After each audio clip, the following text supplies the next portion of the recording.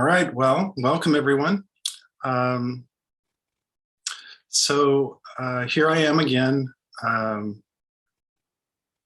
offering teaching remotely.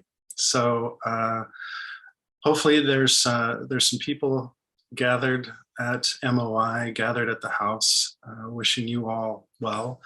And for anyone who might be joining us online, hello, welcome.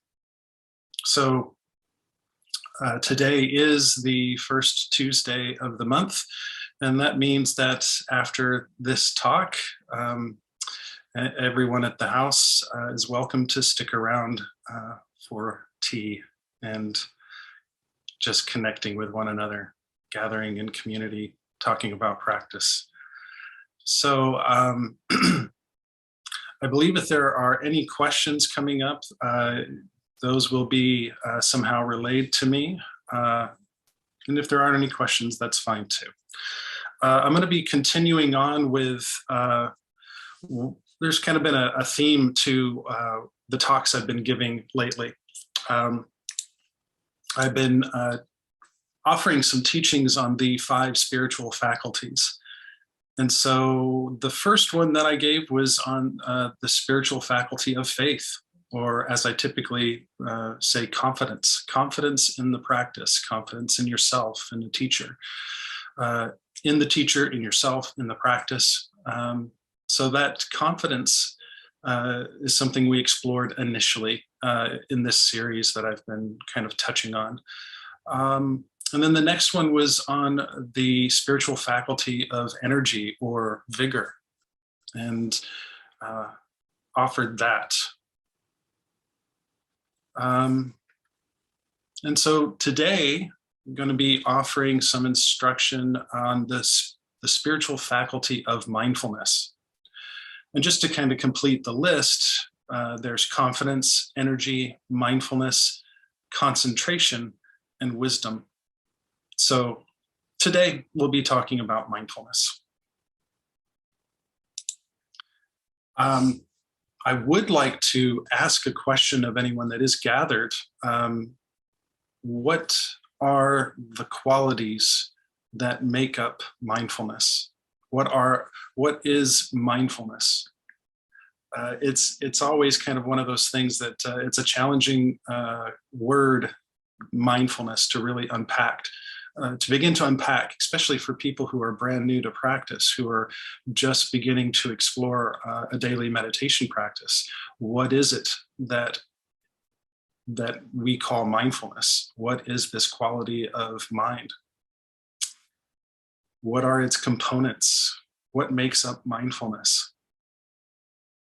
So just offering that as a question that maybe you can just reflect upon yourself. For me, and what I typically share with people to keep it simple, what is mindfulness? I think of mindfulness as having 3 main qualities, 3 characteristics. It's being present. There's a quality of awareness. And then there's this quality of allowing or acceptance. But there's more to it than that. So presence, it's this awareness that we refer to as mindfulness. It's a present centered awareness. And the awareness is the knowing quality of mind, like quality of mind that knows what's happening as it's happening in the present moment. That's those 2. And then this third quality is an ethical component. It's the ethical component of freedom from greed, hatred, and delusion. And so this third quality is, the way I usually sum this up as not greed, not aversion, not delusion, is that it is not wishing for things to be different than they are. So we're present, we're aware, and then there's this important third quality of not wishing for the experience to be different than it is. Not to be moving into patterns of mind of craving things to be different than they are. So not wishing things to be different.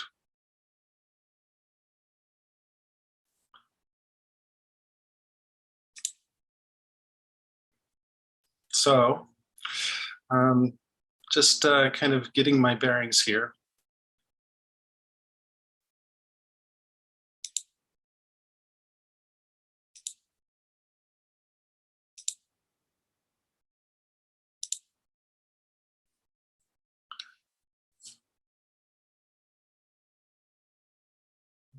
Now the question really should be for you is, can you reflect upon your own experience of practicing mindfulness and find what I've described to be true for you? Is that the case?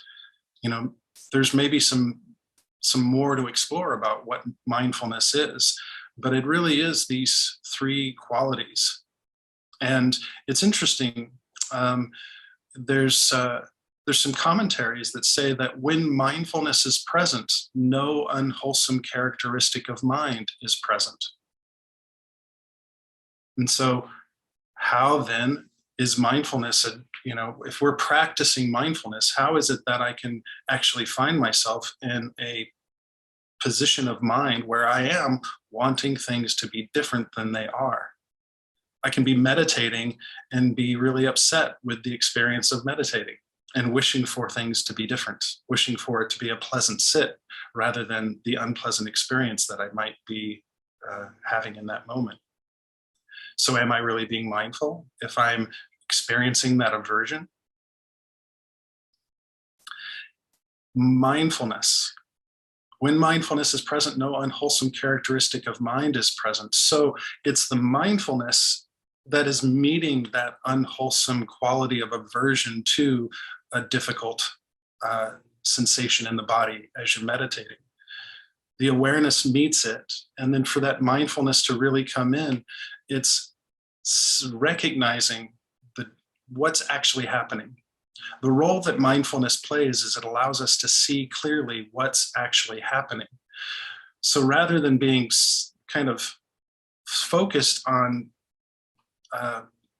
the story that we might be creating around the discomfort in the body, the mindfulness is actually helping us connect to the direct experience of sensation. Calling the sensation pain is part of the story. As we begin to move more deeply into being mindful with the sensation, we begin to experience just directly what that sensation is really like. So it might be piercing, it might be throbbing, it might be pressure, it might be associated with temperature. But it's just that direct experience of the sensation. Without qualifying it as a good or bad thing, it's just being with the direct experience. It still may be unpleasant, but the mindfulness can help us move beyond the aversion to what is unpleasant simply by seeing clearly the aversion in the mind. So when we're practicing mindfulness, the instruction is really to be mindful of what's most predominant in your experience. And a lot of times when we're new to practice, until we refine our familiarity of mind, what's most predominant is pain. But then as we begin to work with uncomfortable sensations in the body, a stiff back, an achy knee, we can begin to move more deeply and intimately into the experience and see clearly sensation arising and passing away. And while that might be predominant at first, the feeling tone of unpleasant might be predominant first. As we meet that, and if we're meeting it in the old habit pattern of the mind to be averse to it, to crave it to go away, that then becomes the most predominant experience. Oftentimes, we will find ourselves predominantly averse to the unpleasant feeling tone of a sensation, if it's experienced as such.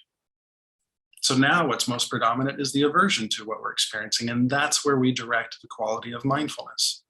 And what we begin to see is that aversion, just like everything else, is impermanent, changing from moment to moment.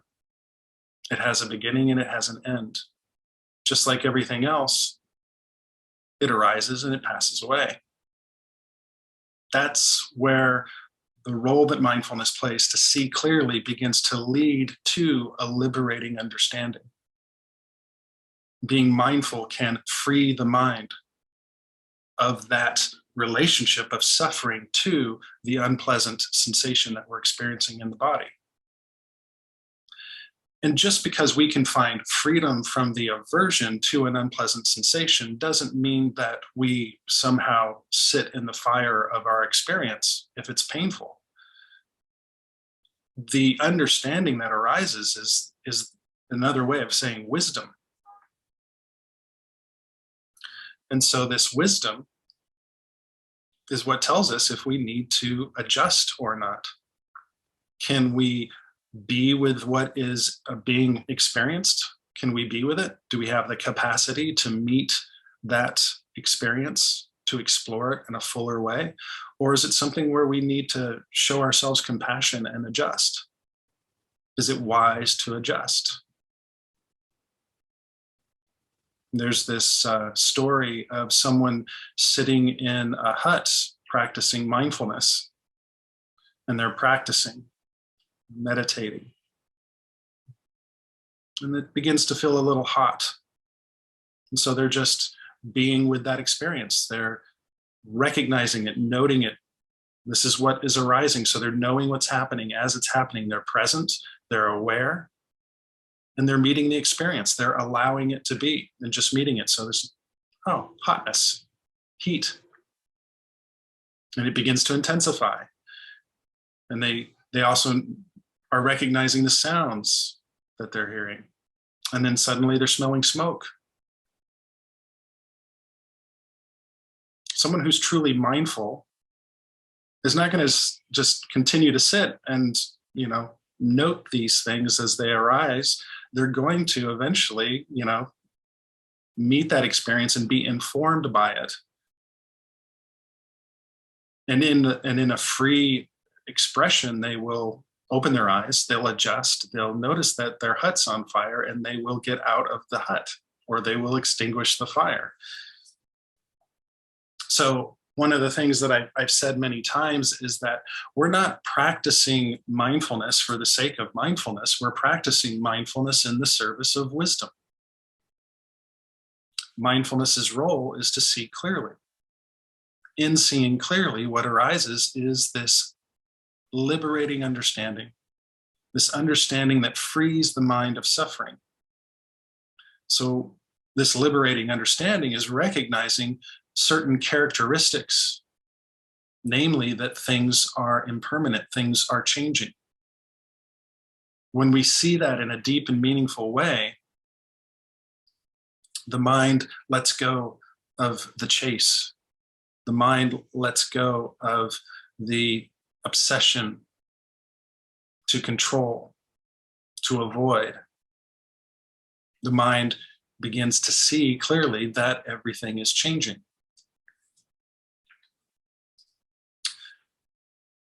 So some things to just consider when you are practicing mindfulness and you're meeting these experiences, and if you're suffering in your experience,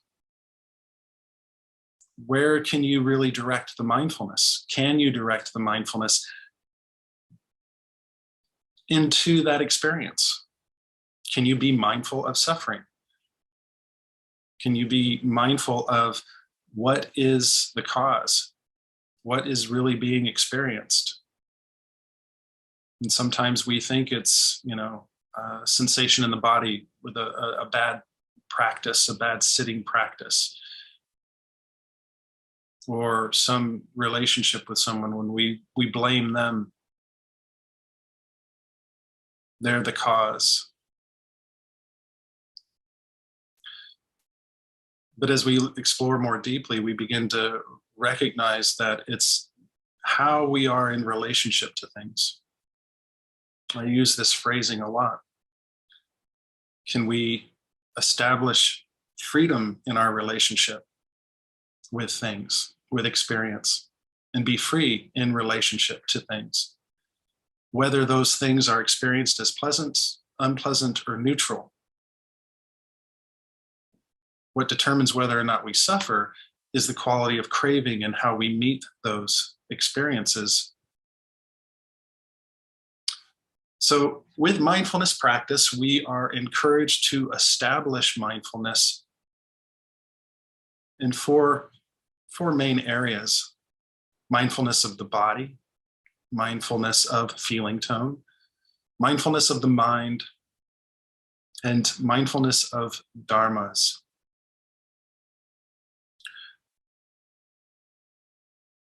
When we're new to practice, the body is really our best friend.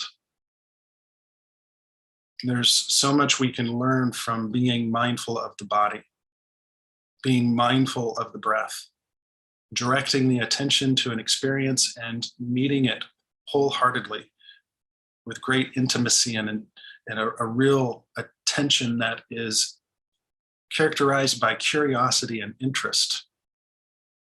A lot of times this may be described as beginner's mind. Being with this experience of the breath, even as if you're breathing for the first time. And as we practice this, we really begin to wake up to so much that we may have previously been taking for granted about any particular experience. What is it like to sit? Sometimes when you're trying to describe what mindfulness is to somebody, you can just pause in that moment. No need to even describe. You can just invite them to connect to their direct experience. And so in this moment right now, what's it like sitting? What is being known in sitting?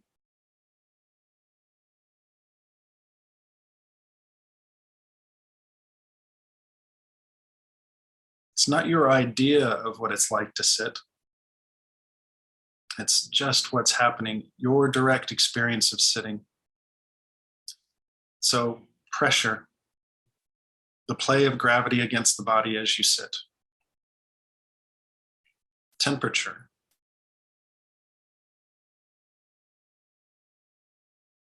Movement, vibration, sense of tingling. Your direct experience, knowing that you're sitting as you're sitting. Sitting being known.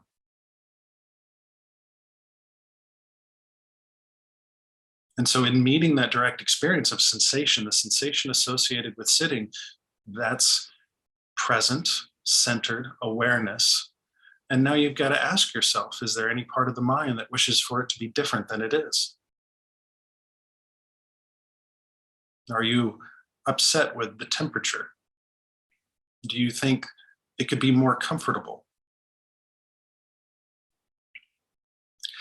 If you begin to see a craving for or against anything, that's becoming the most predominant thing as you sit.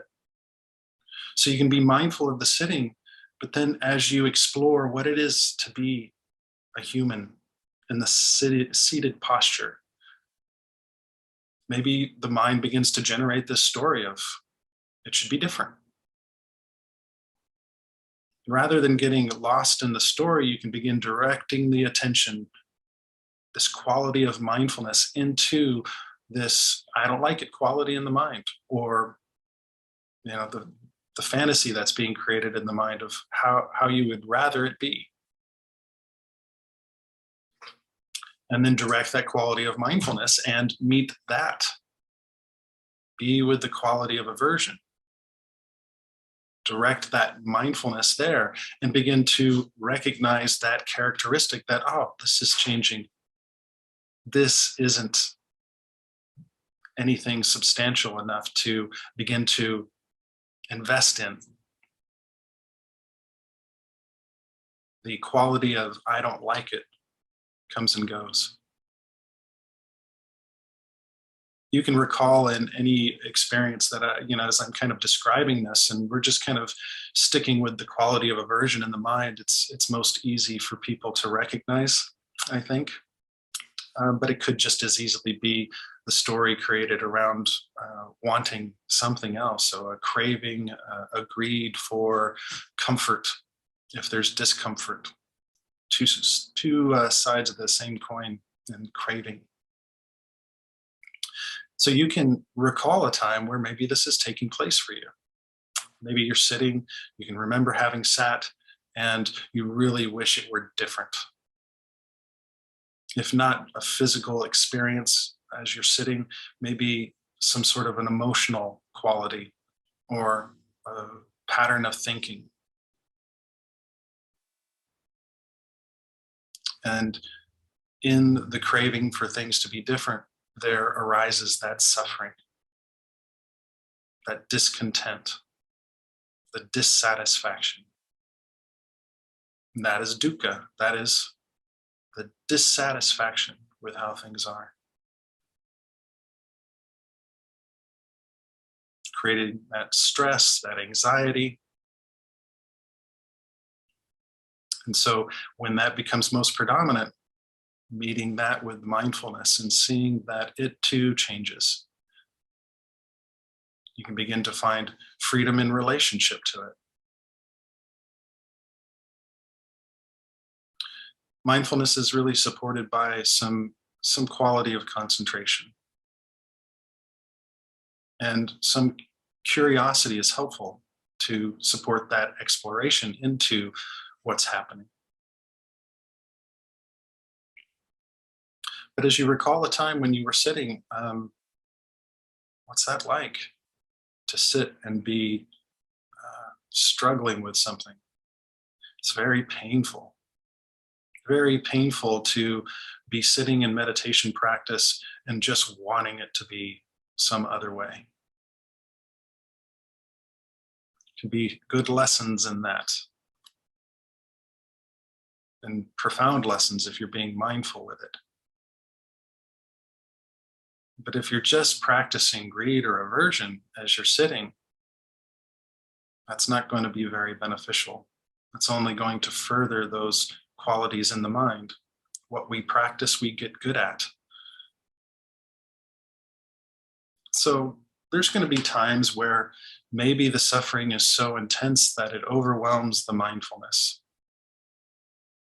The mindfulness isn't strong enough to meet the suffering that's coming out of some conditioned pattern.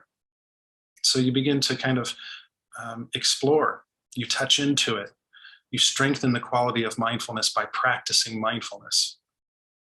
So the more you practice, the more you cultivate the skill, the qualities of mind that aid you in meeting those challenging experiences in your life, those deeply conditioned patterns that bring about a tremendous amount of suffering in your life. It takes patience. It takes perseverance. You have to make effort. It's something that no one else can do for you. It is this practice of purification, purifying the mind of greed, hatred, and delusion. That's what mindfulness does. It helps us see clearly.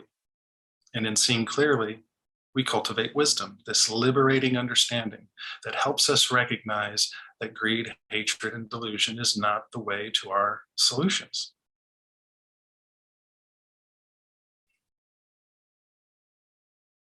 That's good news.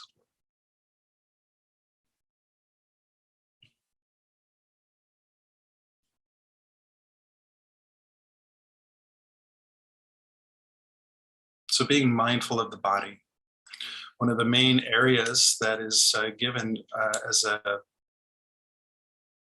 an instruction is mindfulness of the breath, the sensation of the breath. And I'm just going to read something here real quick. And it's regarding mindfulness of the breath, which is also sometimes referred to in Pali, depending on where you're getting the instruction, is anapanasati. Sati is the Pali word for mindfulness. And so anapanasati is mindfulness of breathing. And so just going to read this. This concentration through mindfulness of breathing, when developed and practiced much, is both peaceful and sublime. It is an unadulterated, blissful abiding, and it vanishes at once and stills evil, unprofitable thoughts as soon as they arise. So It banishes at once and stills evil, unprofitable thoughts as soon as they arise. So, unprofitable thoughts as they arise in your meditation practice. Where's the attention? If you're mindful with the breath, one thing to think about mindfulness is it is a mind full of awareness. I like that phrasing. It's helpful for this language that we're using of mindfulness. It's a mind full of awareness. And when the mind is full of awareness, there's no room for these hindrances and these qualities that bring about this suffering. These defilements, there's no room for them when the mind is full of awareness. And in that way, mindfulness acts as a protection for the mind. So when we're practicing mindfulness and we're experiencing these unbeneficial thoughts that do not serve us, it maybe takes some time through your practice for the mindfulness, for there to be an establishment of a familiarity of mind that really begins to notice how the mind works. And then there's this cultivation, this fortitude, this stability of mind that is also established, where you then find that you've got the capacity to meet experiences just as they are without wishing for them to be different. So when these things do come up that we find don't serve us, the mindfulness can begin to see clearly just what's happening. We wake up to these dreams that the mind creates, memories of the past, fantasies of the future. Rather than getting lost in these things, the mind begins to wake up to the direct experience of a sensation, the direct experience of an emotion, recognizing the emotion as a process, recognizing thoughts rather than the story or the mind's narration of some event. We can begin to connect really intimately to just what's happening. And in seeing the changing nature of an experience, when we're mindful, truly mindful, the mind is naturally freed.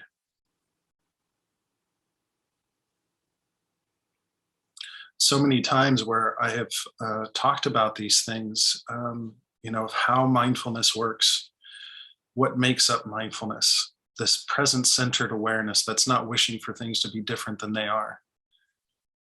It's not something like that you're just fooling yourself. It's really being very honest in your experience, but recognizing the truth, getting to just what's happening.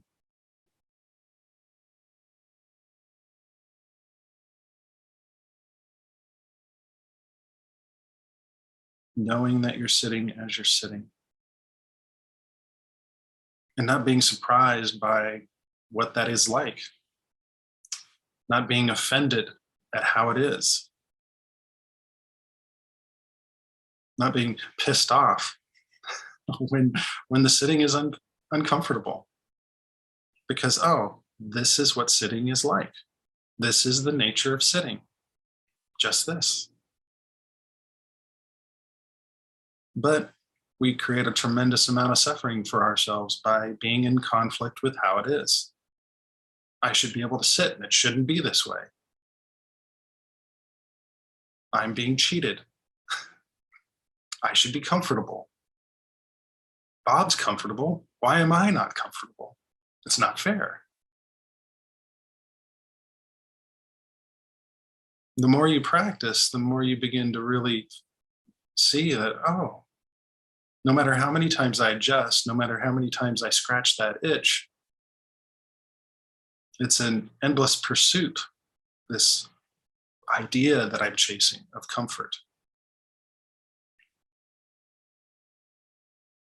And you begin to explore the possibility of just being with things as they are.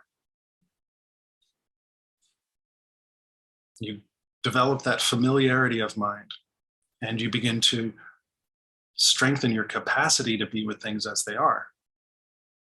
And you deepen that quality of wisdom. And it's not just about endurance, tolerance of experience. It's something that is this wisdom in meeting experience. It's skillful to know when to take care of the body, when to adjust. And again, I use this phrasing, it's, are you free in relationship to what you're experiencing? If you're free in relationship to what you're experiencing, then move, adjust. Or if you're free in relationship to what you're experiencing, sit still. Don't move.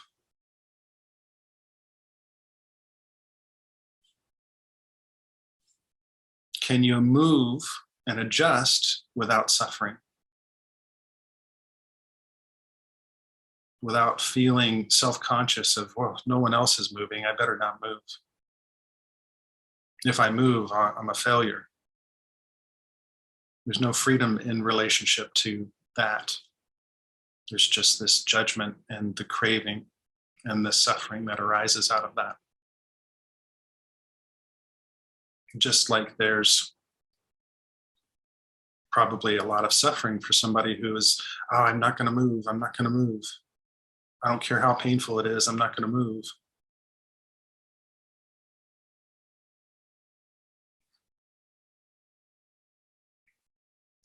There's this, think of anything, I'll just think of anything where you are free in relationship to it.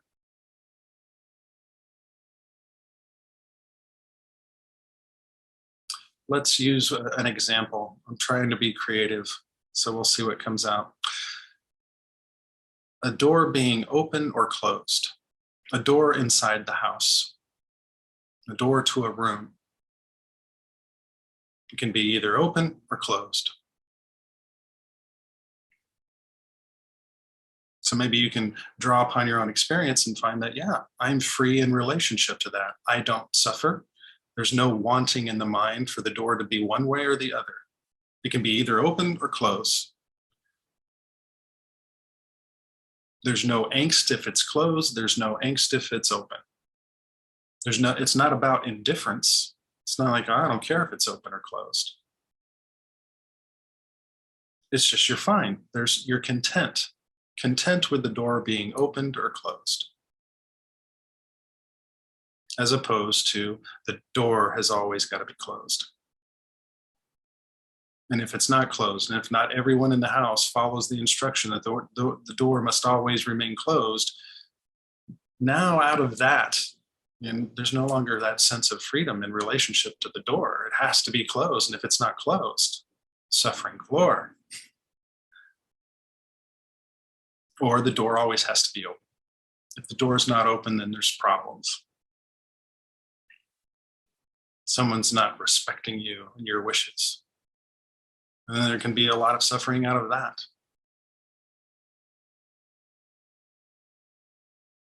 I don't know if that's the best example, but I think it works well enough.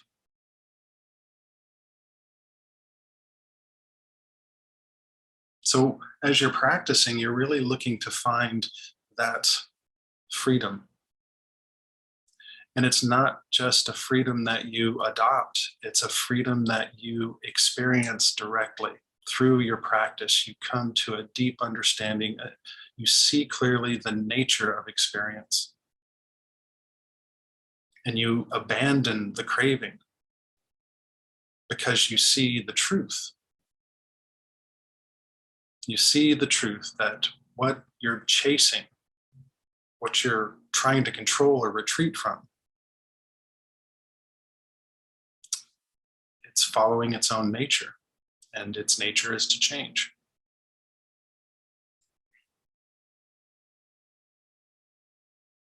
If you're looking to others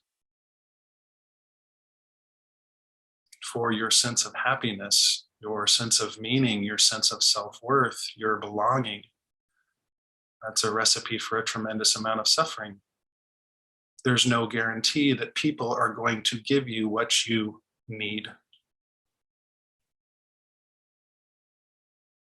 If you make yourself dependent upon others to give you what you need, you will suffer.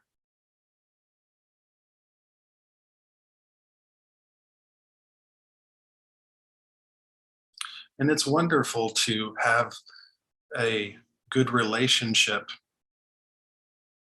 but we're not ultimately in control. And this is dukkha. We're not in control. And when we get what we want, it's not ultimately satisfying. You know, the first noble truth is suffering. And so we're practicing to come to an understanding of suffering, coming to an understanding of dukkha, of unsatisfactoriness. And so every time you sit, it's to come to that understanding of unsatisfactoriness. Every time you sit, you can also practice recognizing the cessation of unsatisfactoriness. And we can see clearly that the craving is what leads us into that dukkha.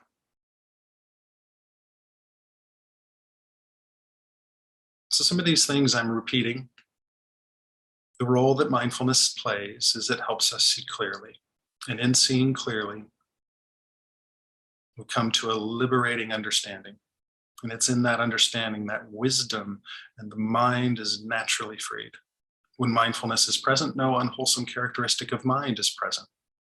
Some unwholesome characteristic of mind might be present as you're practicing, it might arise, but as you meet it with mindfulness, it doesn't stick around long. It's like the mindfulness burns through it, like the rays of the sun burning through the clouds. Mindfulness, like the sun, removes that obscuration, and you begin to see clearly. And sometimes we have to see clearly many times in relationship to something. Depending on how deeply conditioned we are, we may want that door closed, or we may want that door open, that special door in the house that means so much. So we might have to practice seeing the truth, being mindful with our aversion and our greed again and again and again, until we really begin to uncondition the mind.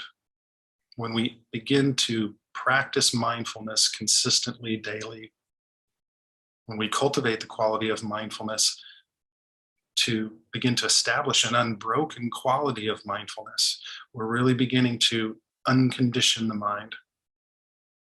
And we no longer find ourselves moving into those patterns of greed, hatred, and delusion. We find ourselves moving through our lives motivated by wisdom and no longer motivated by greed for this, aversion to that, and delusion of what's really going on. We find ourselves motivated by wisdom. Why do you do this? Because it is wise to do so. Why do you do that? Because it is skillful to do so. Why don't you do this? Because it is skillful not to.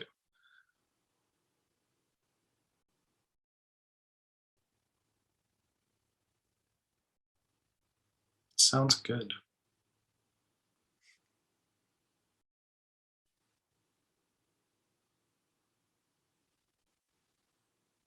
So the 5 spiritual faculties: confidence, having confidence,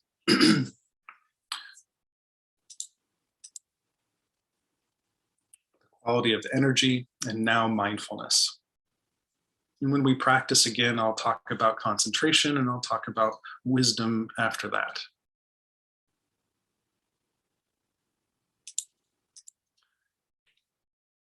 Trying just to keep mindfulness simple. There's so much to explore about mindfulness, but we don't need to complicate it. It doesn't need to be something that's complicated or esoteric or mysterious. It's just this right here, right now, being present, being aware, without greed, without aversion, without delusion. So what's this delusion thing? What's that mean? Well, the thing we're most deluded about is that we think that somehow things are reliable, that things are somehow permanent. We miss seeing that they're changing from moment to moment.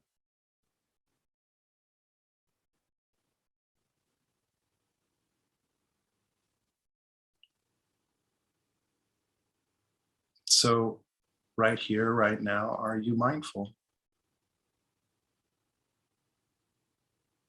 Are you present? Are you aware? Is that knowing quality of mind meeting the experience that you're experiencing?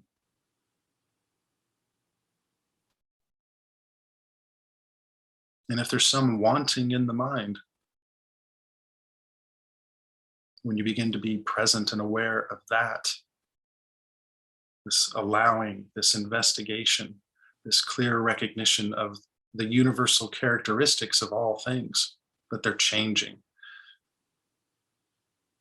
that it's dukkha, that whatever you're experiencing, whatever you're exploring, that it's dukkha. It's not ultimately satisfying. It's not ultimately within your control.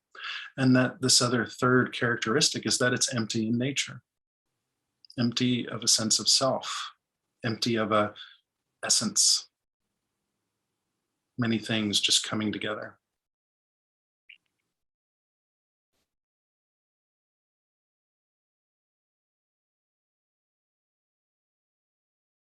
There's nothing to do. It's just, let me just be in this moment and be mindful. And you'll see that the mind, it has its habits, its deeply conditioned quality to venture off, to get lost in certain experiences, to find itself stuck in certain patterns. And even though you are coming to the understanding that craving leads to suffering, you'll find yourself still craving things. And this is where I said that, you have to practice, maybe many times, meeting those deeply conditioned experiences and coming to the truth. So how do you begin to practice mindfulness? You practice with that first establishment, that first foundation, mindfulness of the body. Know what you're doing as you're doing it. Know the body. Know that you're sitting as you're sitting. When you adjust to stand, know that you're standing. When you greet others, when you speak to them, know that you're speaking. Be mindful with your speech. Be mindful with your movements. Be mindful when you take food. Mindful in all activities. When you come into the meditation hall, the meditation room, bow to the Buddha. Be mindful in the bowing. Know what you're doing as you're doing it, not out of some routine that you're just kind of following, but really being present, knowing the direct experience of the body in those movements, being very present in that activity. And as you bid your farewells and you move down the steps and you make your way to your vehicle, know that you're doing that. Notice when the mind moves into those old habits of greed or aversion. Notice when the mind is lost in the delusion that things should be just this way. So if you step out and your car's not there where you left it, oh yeah, things change. Guess I better call the police. Things change.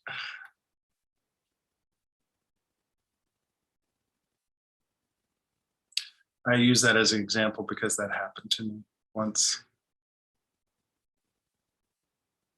Came outside and the car wasn't where I left it. The car was gone. And just very calmly, like, oh, car's gone. Guess I better call the police. No suffering. Just, oh, that's what happens. Things change. Not an indifference, just a real equanimity of mind. Recognizing, oh, this is how it is, and this is what must be done. Every activity is great. You really do learn how to let go of that preference. No preference for or against anything. And yet, if you've got preferences, free with that as well. Have your preferences. But if your preferences aren't met, what happens in the mind? How's the mind then? And so you can have preferences or you can not have preferences. You can be free in both instances, door open, door closed. The main thing is you really want to be as honest with yourself as you can possibly be. You really want to take care. Take care as you practice mindfulness. Don't adopt any ideas. Just be present. Be real. It's a very painful thing when we self-delude ourselves. So take care. Do your best to be mindful in each moment.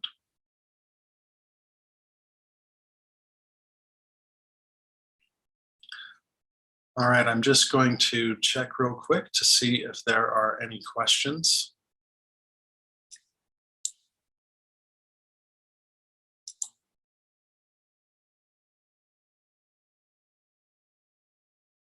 All right.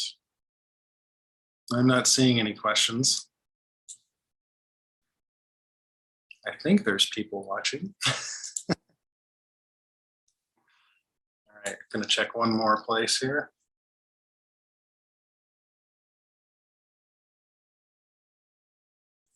All right.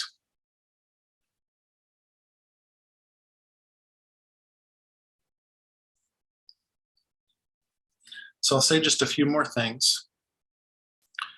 If you're practicing mindfulness, practice directing the attention to the body, specifically directing the attention to sensation in the body, and meet it as mindfully as you can, present, aware, present and knowing, and just allowing whatever the experience is to just be. In that way, you are affording yourself the opportunity. You're affording yourself the opportunity to understand. You're affording yourself the opportunity to collect more data.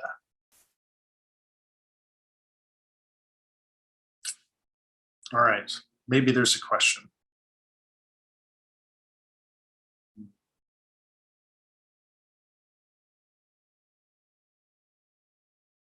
Don't understand the question.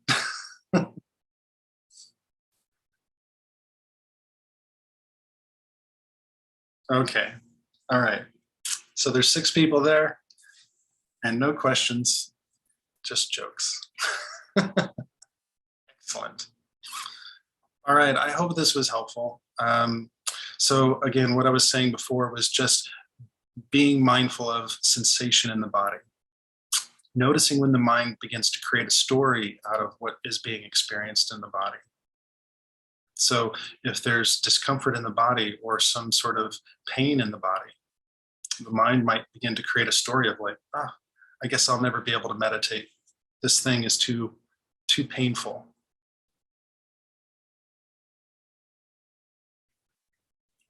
And as you explore the body, that's going to begin to inform you and how you begin to explore the feeling tone. And you can begin to explore the feeling tone of what is pleasant, unpleasant, and neutral by, again, being mindful of the body, noticing the sensations in the body, maybe doing a body scan. And as you scan through the body, notice, is there any areas of the body that have a pleasant feeling tone? Are there any areas of an unpleasant feeling tone? Any areas of a neutral feeling tone? And then as you begin to further explore the quality of mindfulness, everything that you have, the skills you've gained in being with the body will help translate how you can be then mindful with the subtler qualities of the mind.